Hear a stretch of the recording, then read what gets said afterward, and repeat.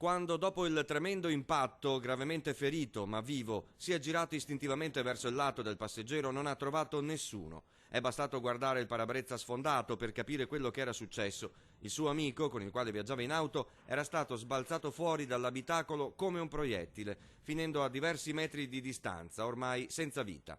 È morto così Osvaldo Masiero, 53 anni, operaio di Eraclea, la prima vittima della strada nel veneziano in questo 2015.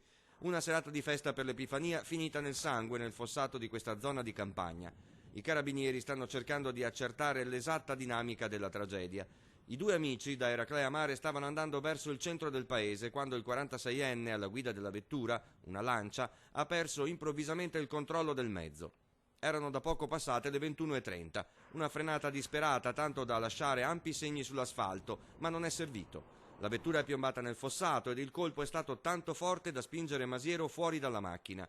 Il conducente è riuscito a dare l'allarme e quando i sanitari del SUEM sono giunti sul posto, assieme a carabinieri e vigili del fuoco, non hanno potuto fare altro che constatare il decesso dell'operaio.